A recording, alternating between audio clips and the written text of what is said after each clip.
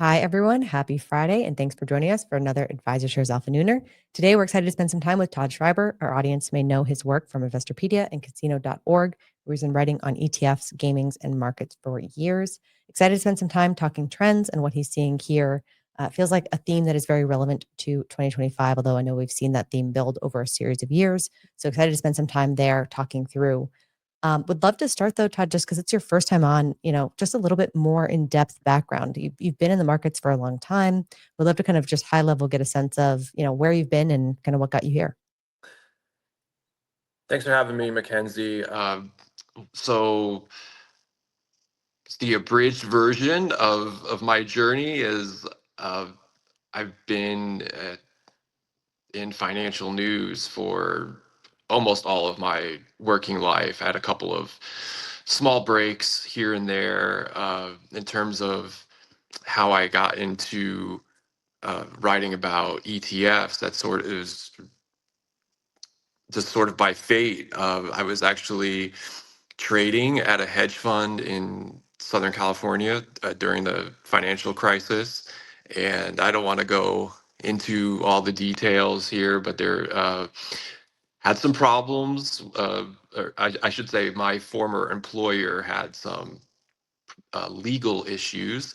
And I knew I was going to need to find a new job. And I had started freelance writing for a couple of different web publications, and they happened to ask me to write about ETFs. So this was, Q3, Q4, 2008. So at that point, ETFs were still a pretty new phenomenon, and they were just starting to get more and more attention. And some of these publications wanted folks to write about ETFs. And I said, oh, I've never done it before, but I'll give it a shot. And that was, like I said, 2008. And here we are, 2025. So I've been writing about ETFs for going on 2 decades now. And it's been a lot of fun, very educational. I mean, as you know, you can learn something new and edifying on a daily basis in this industry. And I'm very, very grateful for that and a lot of the folks I've worked with along the way. Yeah, I definitely think being able to follow ETFs basically since their inception to kind of where we are now. I know I've seen tweets and coverage where there are more ETFs than stocks, which not surprising, but I think speaks to the popularity of the vehicle ultimately. So I think great to be able to kind of cover that long arch of how things have developed and changed. So I think that's really fantastic, on its own. And I think we'll spend a little bit more time later on kind of talking about ETFs in more specifics. You did mention obviously being around, being in the markets during 2008. I know, for some people, it's out of recent memory, just sort of the financial crisis, even though some of the effects we're definitely still feeling today. Would love to know, is there anything from that time period, from that, um, you know, downturn ultimately that kind of still shapes your perception of kind of the markets today? Any sort of lessons or things that kind of still stick with you? I would say, trying to look at it from an investor point of view, I I think it's a lot of the lessons would be uh, generational or demographic. So I'm a Gen Xer, and when I talk to friends or just conversations out in the world with people who are in their mid to late 40s or early to mid 50s, I th- I th- I believe a lot of folks, and I guess even we could say this about some baby boomers too, live long enough, you're going to experience a fair amount of bear markets. And I like to say to people, so if you're Gen X, you were alive for Black Monday in '87, but obviously, more. I mean, you weren't like a 10-year-old investor. Mhm. But as a Gen Xer, we were around for 9/11 and the tech bubble bursting, and then we get the financial crisis very quickly or very soon after that. And then, um, you know, nothing really catastrophic in terms of market performance until uh, COVID in 2020. But the point being is, even someone who is in their mid 40s right now has been out in the workforce and likely participating and investing through three very, very deep bear markets. Well, obviously, COVID was shallow in terms of time, but I think any of those events, and particularly the financial crisis, affects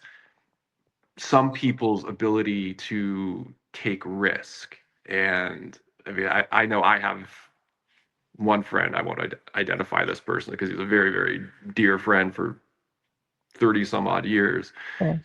He's 40, he's my age, and I know he has told me more than 30% of his portfolio is in something like an aggregate bond ETF. I can't remember which one, but probably something like BND or AGG. Mhm. And I just feel like, okay, I understand you could be chastened from the financial crisis, but we're more than 15 years removed from that, and you're too young to have that much of your money in a vehicle like that. And I actually even see it uh, with younger people. They are far, some, not all, but there's a fair amount of them out there, and I think this is a reverberation from the crisis. You can come across in some investing forums and whatnot on the internet, people posting their portfolios on Reddit, and they're saying they're 27 or 32 years old and 30%, 25 or 30% of the portfolios in BND.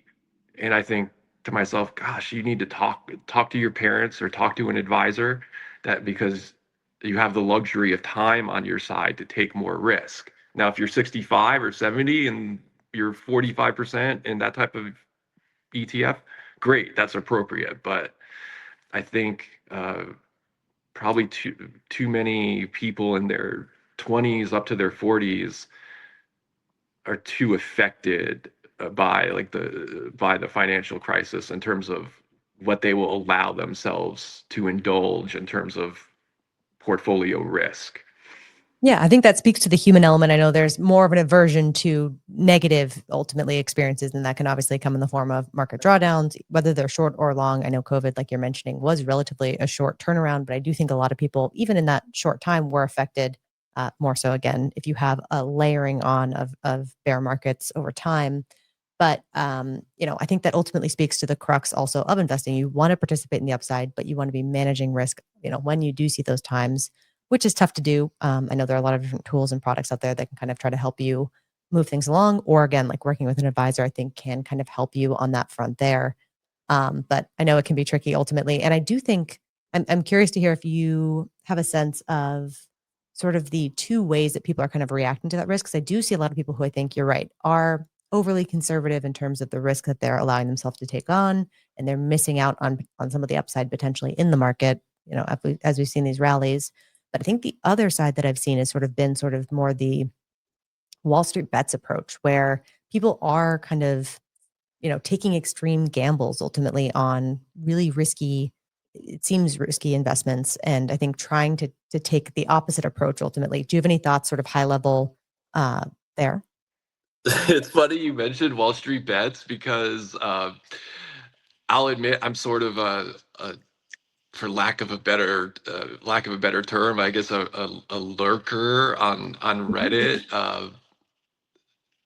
I would say my contributions in terms of comments are very low, and I don't get involved in political discourse or even commenting on people's investments. But I like to look and I'll leave some comments like in the Lakers forum or something like that because I'm a Sure. Lakers fan. But anyway, I have looked at a lot of the investing forums on Reddit that would be like Wall Street Bets and Wall Street Bets itself. And uh, actually, I just wrote an article for Advisorpedia about meme stocks, and I it feels like that is coming back. We had the uh, what was it, GameStop and AMC, right around COVID, which I'm sure was very much a function of people getting stimulus money.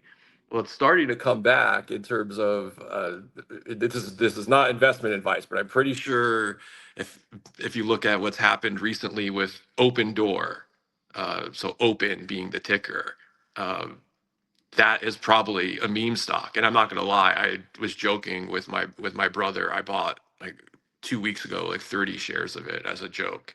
Um, so I was silly because I guess I should have bought more. I think it was Yeah. up. I think it was up 70% yesterday. Mhm. But looking at it, and of course, we don't know if this is true because people go into places on the internet and they like it because it's anonymous. Mhm. But some of the things that I've seen people post on there, and this is not just specific to Open Door. There are other stocks that I guess are memeing again. It seems like a lot of younger investors are very enthusiastic about options. And when I say that, they're not necessarily doing like income generating option strategies. They are just buying, and apparently for quite a decent amount of size, just outright calls on Mhm. stocks like Open, which of course, that's great if you did it, 2 days ago and you get a day like yesterday, or they are going very heavy to start into these stocks. They're not wading in, with $1,000 here, and then if it dips, they dollar cost average. I know some of them do, but it seems like to their credit, they're very bold and they're very aggressive, right off the bat. But that doesn't work for everybody, and it does. I think with some of those places or forums that are comparable to Wall Street Bets, you do have that casino feel, and then what happens is you get one person in there who is new to investing and they've got $1,000 to burn, and they see that other people have supposedly made money, but they come late to the party and they get their $1,000 burned in a matter of two trading sessions because something like Open Door can pull back very aggressively. I don't know if it has today. I haven't looked, Sure. but those parties, they can end very quickly. Uh, Yeah. No, I definitely agree. It can go up and go down. It does seem interesting though. Younger people don't seem to be deterred as much because I know there is, posting your losses as well as posting your extreme wins. It doesn't seem to be necessarily I think the wins are obviously the reason that people are playing, but I think people see a lot of the losses too, but seem undeterred from that. Do you think that sort of like, I think there's been a lot of talk about kind of the hopelessness of this new generation? I know we've seen, jobs report coming in looking very, very weak, kind of a sense that there's no other really way to get ahead, to make some progress. I think I'd seen in your Advisorpedia an article you'd also put out that, talked about all the credit card debt that is kind of out there. It seems like there's a sense of it's coming out of more desperation than sort of wanting to get aggressive, wanting to get involved and kind of, kind of take a bet. Do you have any kind of additional thoughts there? so I I think what everything you just said is right. I would just want to preface my answer by saying I have not done any type of formal or scientific survey with a bunch of 25 or 28-year-olds, and I don't. Um, like I said, I'm 47, so I don't I don't have No any planning. I don't have any close friends who are Gen Z, but having read enough of these surveys and studies about them that I use to write articles with, and then seeing what they talk about in forums like Reddit.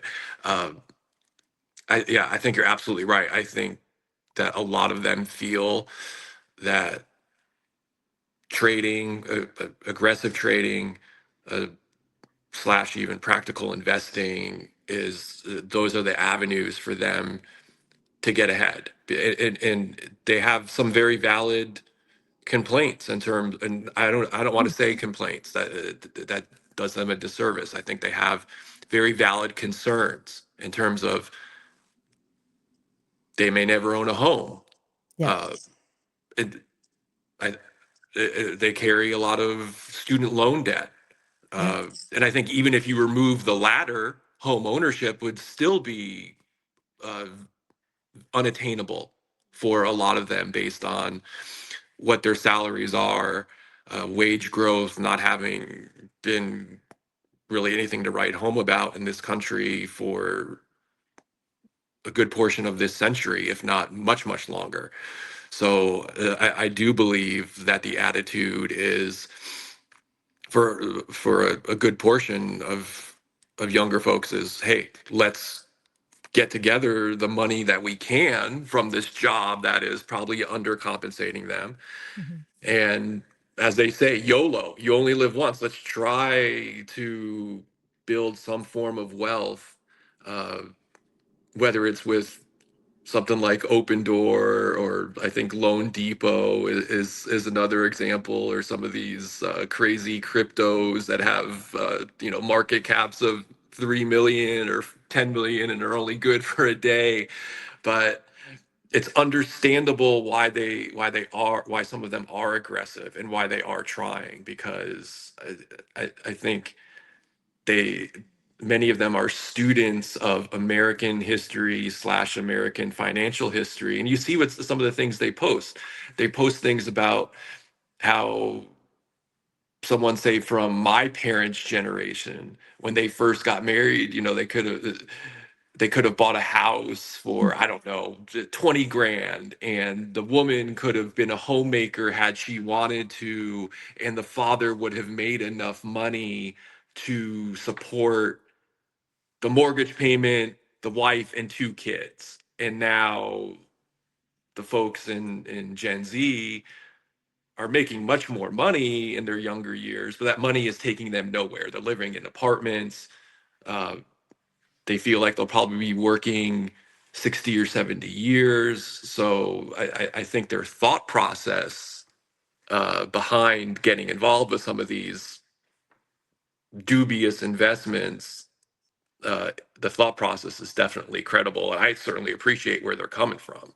Yeah, so paradoxically kind of rational in its own way, but using the money that you have, even though you might lose it, is the only way to kind of try to get ahead. And that does make sense. I know, previous generations, I think, did have some heightened levels of stability when it came to housing, when it came to starting families. I think we're seeing that obviously in the political scene in terms of that nostalgia for maybe a little bit of an idealized version of what that past might have looked like, and trying to reach back and kind of pull those things forward.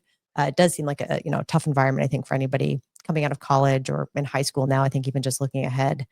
Would love to hear kind of your thoughts on, do you feel like that kind of gambling culture and, you know, um, culture, I guess, ultimately is more limited to kind of the investment side for things like that? Or how is that? Is it basically shrinking the pie of gambling because people are trying to gamble in the markets? Or do you see sort of more traditional gambling also doing well in sort of just the general culture of gambling growing itself?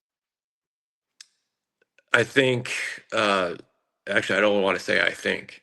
If you look at the data, it's pretty it's pretty concrete in terms of uh, younger, particularly with, okay, so specific to younger people, they don't like going to brick and mortar casinos, but they do like to gamble. And I think some of the studies to this effect, they take liberties, and they will consider something like meme stocks or meme coins a form of gambling.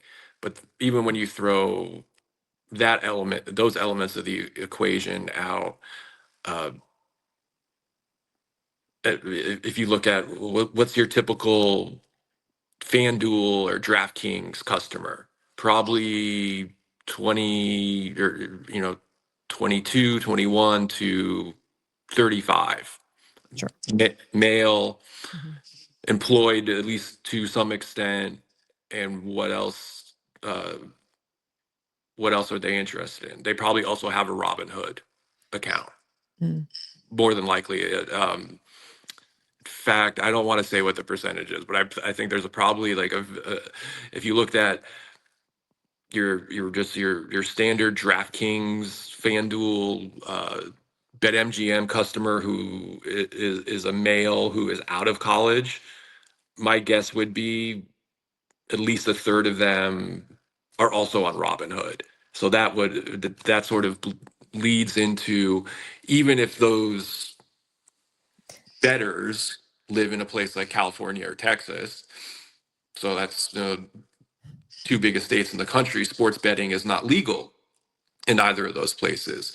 But what is legal, at least for now, is something prediction markets like Kalshi and Polymarket. Polymarket is basically like revamping or just debuting here in the U.S.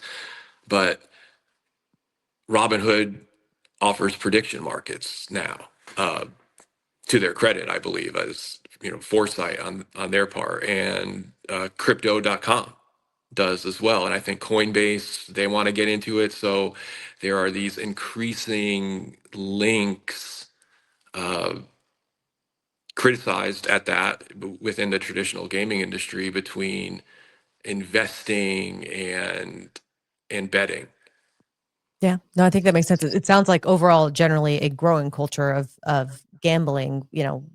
Wherever you're kind of finding that, it could be sports betting, it could be a classic casino, could be again taking kind of crazy, options bets ultimately.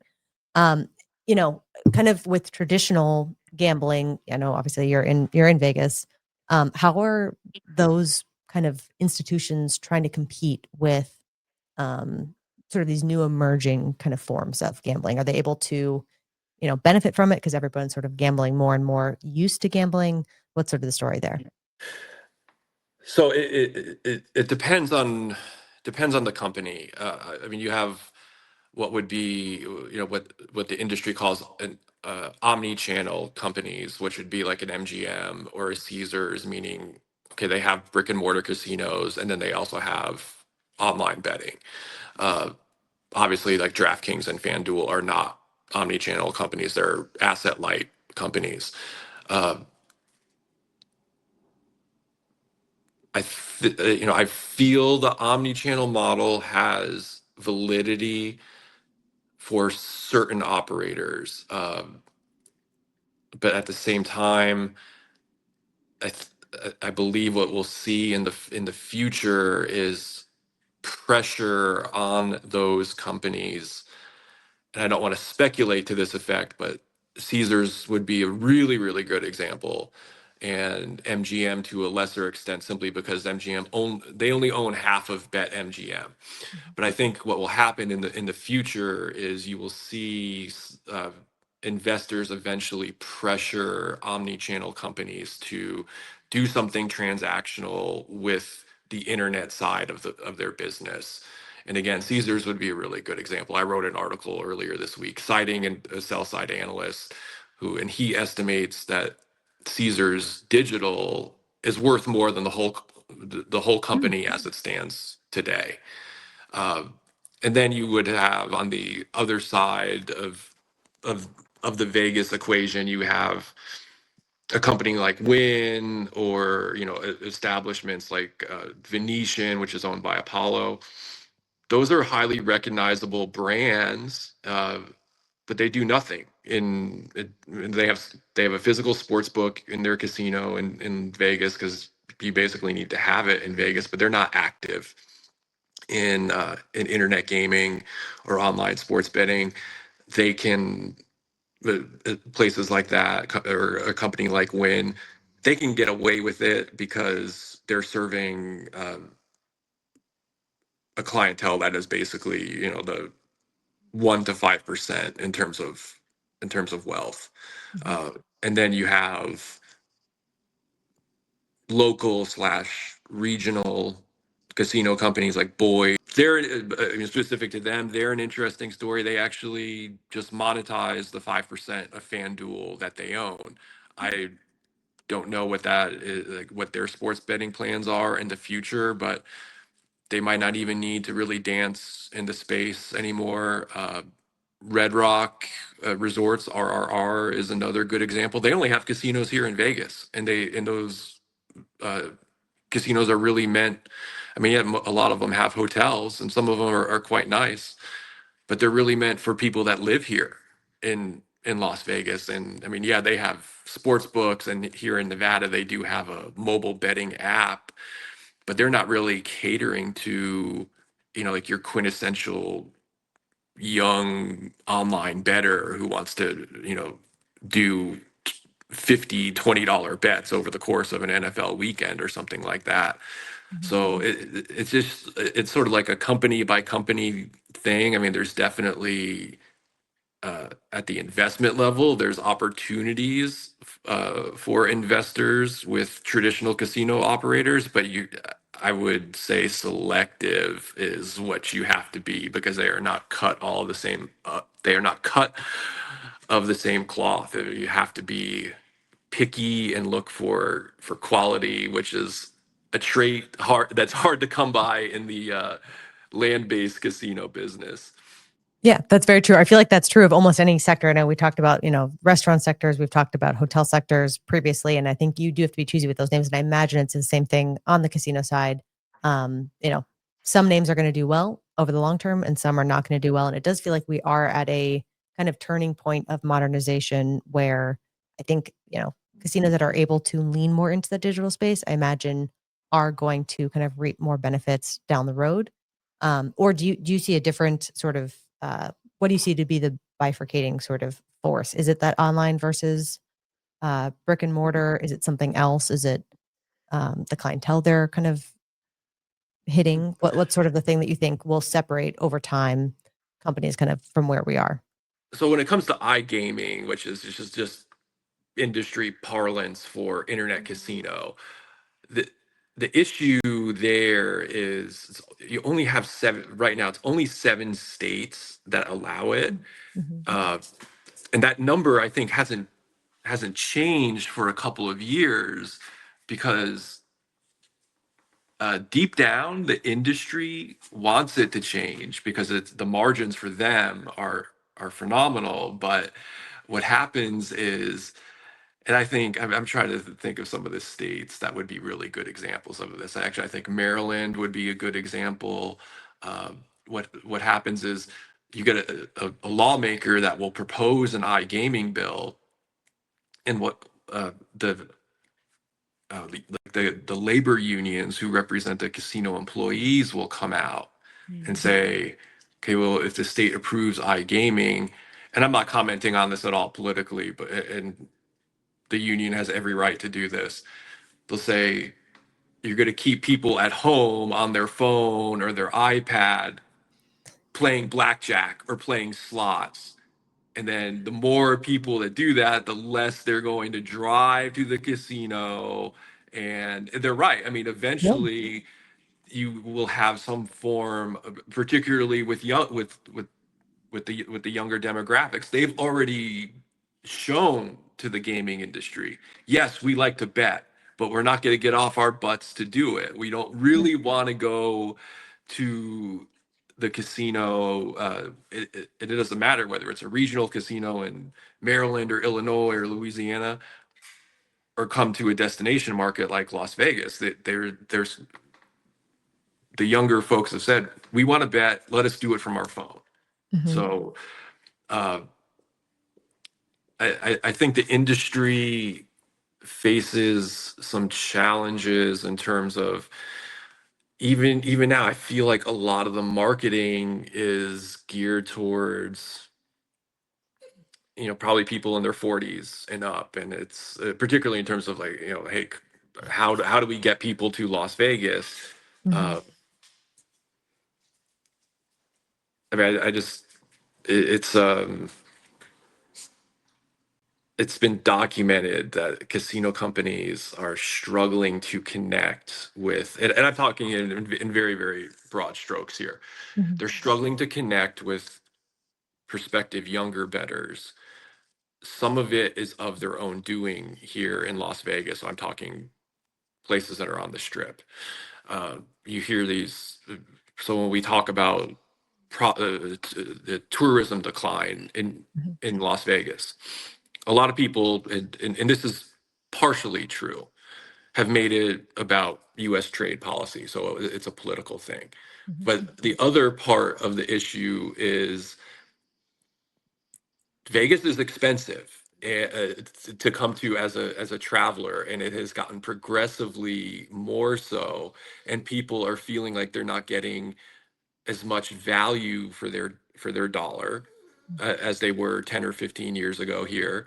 Uh, I mean, you look at some of the social media stuff that's popped up this year.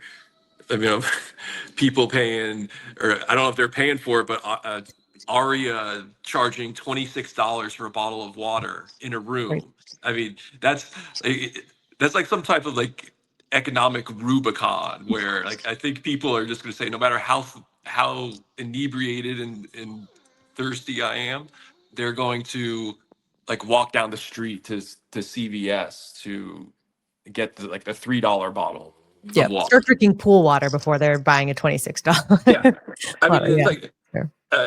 and I'm not talking trash Of course. about Aria, but it's, you know, the person who wants the bottle of water has probably already spent money. I mean, they're already spending money because they're in the room. Yeah. They've probably lost money at the tables because it's apparently no. The other thing on social media is nobody wins in Las Vegas or on the Strip anymore. And then, you know, they probably had a dinner or something there. So then you're going to slap them in the face and say, "Oh, $26 for a bottle of water. Oh, you need to take money out of the ATM machine, which we know you're going to lose with us, but let us slap you in the face with a $15 ATM fee." So a Sure. lot of this is these companies' own doing. And I wrote an article about this earlier this year. I'm Mhm. sorry about the dog. That's okay. We were just talking earlier. Both of us have labs, so we both know I think they can be a little emotional and talkative. So all good. I wrote an article earlier this year, and it, I was I was surprised about how much it resonated with people. Where I made the headline something, and again, not talking trash about MGM, but I said something to the effect of MGM is using the airline model to boost earnings, which was basically Oh, they were nickel and diming people. Sorry about the dog. that's okay. No, that's okay. Like, you know, like we as consumers or travelers, we think, oh my God, all these crazy fees that airlines charge us. Mhm. You know, $10 or whatever it is, or $20 to check a bag, and Yeah. then headphones, and then if you're on a long haul flight, you might have to pay to eat, that type of thing. I mean, I think some of these casino companies have gone that way, and I, I think they're overestimating how much the consumer wants to gamble when they do that. So they might need to maybe get some new consultants or something in there. Yeah, that's fair. It feels like the promise of Vegas in a lot of ways is sort of that escapism, is sort of that freedom from all the grind and sort of those not microtransactions, but like I think feeling constantly pulled at your purse strings for every single little thing you're doing. So I think if they at a certain point have tipped over and are also creating effectively a grueling process, a bad experience ultimately, of course it's going to turn people away. And I think if you are starting to see online being a lot easier. You can hang out with your friends and while you're watching a game, or you can hang out with your friends and do more traditional gambling, but again on your phone. I think that is going to drive a lot of people. So I imagine the companies that are able to kind of embrace that would do better in the long term. We'll have to wait and see, of course. I'm not sure. Um, I did want to get your take on sort of betting in general and sort of how it's legislated. I know sports betting is relatively new in the US in terms of acceptance and allowing sports betting. Do you think that we see any changes there, either expansion of sports betting or people say, hey, this is really dangerous. People are losing a lot of money and, we need to kind of pull this back. I think we saw something similar in Europe. So I'd love to hear kind of high level your thoughts there. So the broad answer to everything you just said, and I know you basically did ask me sort of like multiple questions there, Yes. Sorry. no, it's great, is yes. Um, in terms of I'll answer the expansion part Mhm. first. In terms of whether it's iGaming or sports betting, so when Missouri is going to go live in December, and that takes the number up to 39 states that have some form of sports betting. Mhm. I actually don't like that number because you have states like Washington State where you can't bet online. You have to be within like I can't remember what it is there, something like 5 miles of a tribal casino. Mhm. But so you have some states like that where some form of sports betting is legal. The golden geese, so to speak, are Texas California and Texas. I don't see either of them legalizing sports betting anytime soon. California, and it's for different reasons. California, because it's Native American tribes control gaming there. Uh, in 2022, you had the commercial operators, BetMGM, DraftKings, FanDuel, some others uh, committed an egregious error there by bringing a ballot initiative out to try to get sports betting uh, legalized in California, and they did not partner with the tribes, which in California and some other states was just about like the dumbest thing they could have done. So sports betting in California is totally a tribal issue when the 4 or 5 or whatever the amount is, maybe 7 largest tribes that run casinos in California, when they decide that they want to have sports betting there, then they'll bring another ballot question to the voters. I would be stunned if it happens in California in the 2026 midterm. I just don't. I don't think it will. It could. I no pun intended. I'd bet on 2028, and even that's not a sure thing. Mhm. Texas is just a total. Texas is different, and it would be even though it's the smaller state, it probably would be more attractive to the industry because they would not have to compete with tribes there. But the issue in Texas is the powers that the political powers that be, they don't want it. They really don't want any form of gaming expansion, whether it's casinos or sports betting. Now the voters are okay with it, but certain politicians uh, don't want it there. And if these handful of people, if they don't want it, that means the lower ranking politicians, and this has already happened in Texas, they can introduce a bill, and maybe the bill even goes into a committee conversation. Maybe it even gets out of committee, but it doesn't mean it'll get all the way to the floor. And it certainly those bills, because they've already been proposed in Texas, they don't end up on Governor Abbott's desk. So those are the two big ones in terms of expansion in terms of sports betting. I would be stunned if either of them happened before the end of this decade. Uh, and I think the industry knows that. There's the next big one in terms of population is Florida allows it, but it's completely controlled by the Seminole tribe. So you can sort of like throw that one out the window. And then you get two of states that don't currently permit it, Mhm. Georgia, but there's basically, I've been covering the industry since 2019, so a year after PAPSA, which was the Supreme Court ruling on Mhm. sports betting. So I've been here with exposure to the industry for six years, and I feel like Georgia has had a sports betting bill every year for at least the last 4 or 5 years. I could be wrong about that. It might be three or 4 years. Someone always proposes a sports betting bill in Georgia, and nothing ever happens with it. So, uh, in terms of sports betting expansion, maybe you get some smaller ones over the near term, next couple of years. I don't know. I'm But not nothing terribly big or optimistic. imminent ultimately on the expansion element. But I know there already are a lot of states that allow it. And I think that, makes a difference just from a betting perspective. But would love to hear, is there any risk around kind of contraction of the industry? I know, some people view it as sort of freedom, ability to bet and do what you want with your money. But I think some people or states view it as, a social ill. I think it is, one of the classic kind of vices for people. Do you think we have a risk of potentially kind of trying to reverse some of the stuff in any states, or just kind of broadly? I wouldn't. I wouldn't go so far as to say that a state that currently allows it would reverse course on that. Makes Uh, sense. I think what, and we're already starting to see little inklings of this. And you bring up a good point too, because basically every state, and whether it's the region or the region of the U.S. that the states are in, it doesn't matter. Almost every state that has legalized sports betting and or internet casino has said that whatever their publicly funded gambling helpline is sees an exponential increase in calls within months of them legalizing sports betting. I've written some articles sort of related to this.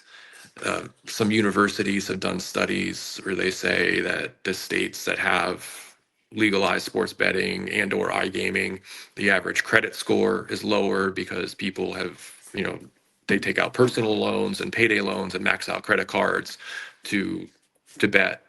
Uh, there's also people that have, there was another study, and forgive me, I can't remember which school did it, but it was an American university. And I wrote an article about it last year. Some people do sell investments to fund their sports betting habit, and that's just Wow. catastrophic. Yeah. In terms of states acknowledging that, I believe they do. Uh, I don't. I don't see a scenario where even a mid-sized state, let alone a large one, says, "Okay, well, yeah, we have legalized sports betting now, but we're going to get rid of it." Yeah. That might be a small state thing. In terms of like, sort of like industry minutia, and we're seeing this, they limit certain bets. Mhm. Like there's some states where you can't, I think Illinois might be one, or New Jersey, you can't bet on like colleges that are located in the state. Mm. And they're taking more of an active role on player prop bets because people are like over the top with, making death threats to college and professional athletes online. So there is an element of player protection. Um, I think that's what we'll see is regulators being more active in terms Yeah. of limiting the bet choices. But when you get down to it, a lot of the states, uh, particularly large ones, they need tax revenue and they already have sort of high taxes on sports betting. So they're not going to want to shut that faucet off. Yeah, giving up free tax money ultimately. That totally makes sense. All right. Well, I feel like this has been a fantastic conversation. Just great to see sort of those high level themes, kind of what's going on. I think my final two questions would be one, as somebody who is close to the industry and studies it so much, do you even casually do any betting yourself, whether that's, casual sports betting on a game? What's your take there? I haven't been in a casino for my own pleasure since I've gotten my dog. Oh. No, don't feel sorry for me. Yes, I I do like to bet on football and basketball, but it's never anything that gets crazy for me. Mhm. Um, in terms of like more traditional forms of like table games, I used to really like that, but Vegas has changed in terms of that. Is the minimums have gone up, and a lot of the odds have changed against against the better. But if I have friends come into town or something like that, and they want to go give it a shot, yes. I mean, thing is, it's fun, it's entertainment, but I'm more aggressive. Like I'll put it this way: I'd be more apt to buy more open door Sure. stock than I would be to go. Like my limit is if I lose 150 or $200 at a casino, I go home. I'm like, that this company doesn't need any more money from me. That is true. You got to know your limits, but also I think that is, it shows that the model is very successful for a lot of those betting companies because they do end up, the house ends up winning, I think, ultimately. So as long as you're having a good time and managing your risk, I think is important. And then I guess my second question is sort of, I know we mentioned kind of the areas that people can find you. Would love just again kind of a plug for if people are wanting to learn more about the industry, the space. ETFs in general. Would love to get, where they can find you, where they can follow your work. And if you have an article that you'd want to plug that people could read first, would love to hear that. You can find me on Twitter at ETF Godfather. I don't know if I should share my email. That might be a little too You don't have much. to. That's okay. But my regular everyday type of publishing schedules are, you can find me at casino.org/news, and then at advisorpedia.com. I would say, in terms of something that I have coming up on either of those sites that folks might be interested in, I think I actually mentioned it earlier, which is this sort of the resurgence. This would be on Advisorpedia, the resurgence of meme stocks, and that piece explores motivations as to why people like meme stocks, and some of them aren't surprising, but it's still, I think it'll be an educational read, and it actually might be up today, and if it's not, it'll be up Monday. And then on the gaming side, I'm working on some more prediction market stuff, and Oh, we got to do a dog meet. We got to meet your dog at some point too. I was telling you earlier, a lot of the guests have their dogs in the mix too, and I feel like they're just such a fun. the issue with him is he's so young, and he's hearing another voice, and he's probably wondering why aren't you here? Yeah, And that's very fair. No worries. but Are- yeah, I'll probably have a Kalshi related article up on casino.org today. I had a fun sort of article related to that yesterday, with some research from Coinbase. So yeah, those are the places that I can be found that sounds good. Well, we'll when take I'm a not look. when I'm not at a dog park. There you go. Fair enough. That sounds good. Well, again, thanks for joining us, Todd. Really appreciate the insight as well. Also, thanks for bringing your dog. I think shout out as well. I think I think a lot of us need some kind of stress relief, and I think a furry friend is helpful on that front too. So appreciate you taking the time very much. I think again a very current theme and moment. So appreciate your insight there. I think I will say have a great Friday, and we will catch you next time. Thanks so much. I promise the next time we do this, I'll get a dog sitter. That sounds good. Or you could feature him more, more prominently. That sounds good. All right. Thanks, everyone. Have a great weekend. We will Thanks, catch you on Mackenzie. Monday. Thanks so much.